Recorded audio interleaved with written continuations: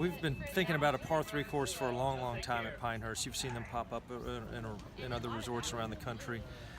But we never had the right location.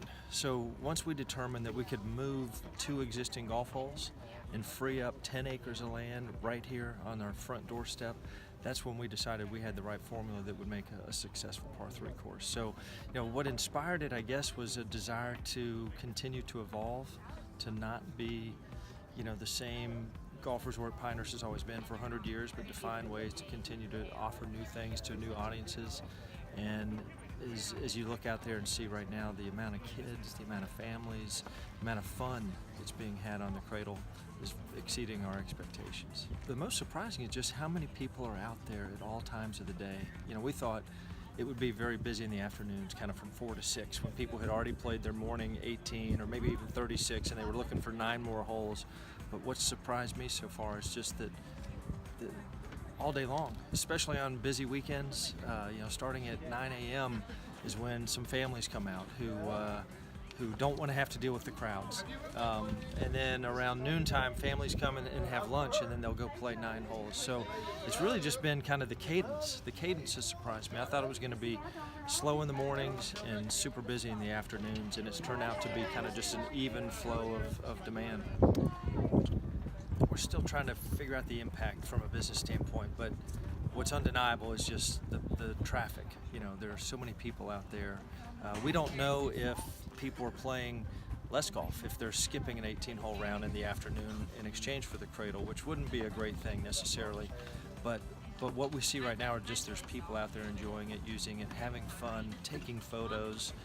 So it's going to take us a while to quantify the impact, but anecdotally, it's a home run.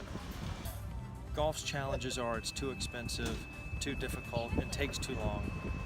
None of those apply at the Cradle. It's $50 for the whole day. Kids under 17 play for free with an adult. It takes about an hour, and it's fun. None of those 3 challenges apply when you're on the Cradle.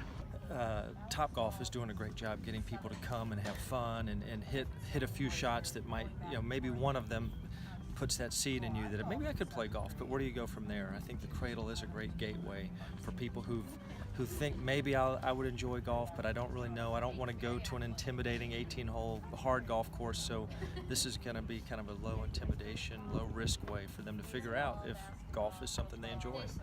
I do see it becoming a bit of a trend, but I think for us, location is so important. To have a par 3 course that isn't in a high traffic area isn't necessarily going to be that helpful for us figuring out how to put it at the focal point, not put it off to the side, not put it out in the extra couple of acres you have that's way off the beaten path. Finding a way to put it up front and center and encourage people to use it is what I think is our secret ingredient. So I don't think it works if you just build a par 3 course and hope that they come.